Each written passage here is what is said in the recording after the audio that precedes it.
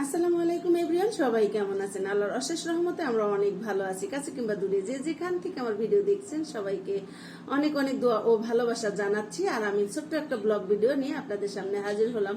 সকাল বা বিকেলে খুব সহজভাবে আমরা নাস্তা তৈরি করে নিতে পারি, সেটা সেই রকমই একটা নাস্তা আজকে আপনাদের সঙ্গে শেয়ার করব। আমাদের অনেক সময় সকালে বা সন্ধ্যায়, সকালে বিশেষ করে আমাদের কাজের অনেক তাড়া থাকে, বাচ্চাদের স্কুল কলেজ ভার্সিটি যাওয়া বা অফিসে যাওয়া সবকিছু কিন্তু দ্রুত করতে হয় নাস্তাটা। তো সেই ক্ষেত্রে আপনারা যেটা করবেন, আমার মতো করে সহজ রেসিপিটা তৈরি করে নেবেন। এখানে আমি হাফ কাপ দুধ নিয়েছি, একদম ঘন করে জাল দিয়ে দুধ নিয়েছি।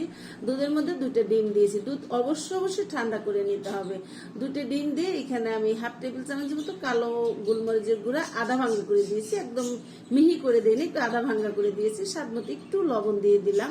দিয়ে এটা আমি ভালো করে এটা ফেটিয়ে নিব। ফেটানোটা খুব ইম্পর্টেন্ট।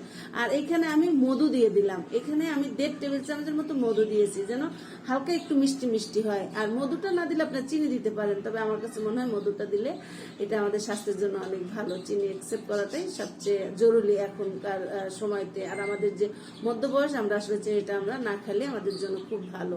তো যাই হোক, আমি তারপরে 1 টেবিল চামচ কর্নফ্লাওয়ার দিলাম। দিয়ে ভালো করে আবার আমি গুলিয়ে নিব। আমি ডিম দিয়ে গোলমরিচ লবণ দিয়ে ভালো করে কিন্তু ফেটিয়ে নিয়েছি। তারপরে আবারও আমি 1 টেবিল চামচ কর্নফ্লাওয়ার দিয়েছি। কর্নফ্লাওয়ারটা দিলে এটা ঘনত্বটা একটু বেশি হবে, সেটার জন্য কর্নফ্লাওয়ারটা দেওয়া। সবকিছু দিয়ে ভালো করে মিলিয়ে নিয়েছি। এবার আমি একটা নন স্টিকের তাওয়া বসিয়েছি চুলায়। এখানে অল্প তেল দিলাম। তেল দিয়ে এটা আমি একটু হালকা হিট করে নিব। একদম হাই হিটে করতে হবে তা না, একটু হালকা করে হিট করে নিতে হবে, কারণ পাউরুটি কিন্তু খুব দ্রুত পুড়ে যায়। এটা অবশ্যই আপনারা খেয়াল রাখবেন। তো এটা হালকা হিট হয়ে গেছে। এবার আমি স্যান্ডউইচ সাইজের যে পাউরুটিগুলো, সেই পাউরুটি আমি ফ্যামিলি সাইজের একটা নিয়েছি।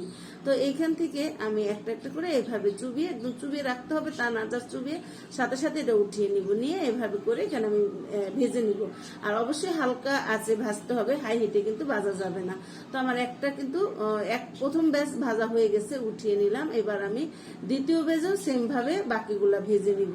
আর এটা আমি আবারও বললাম যে এটা যখন আমরা এটা গ্রেভিটার মধ্যে চুবাবো, তখন যা চুবিয়ে সাথে সাথে উঠিয়ে নিব।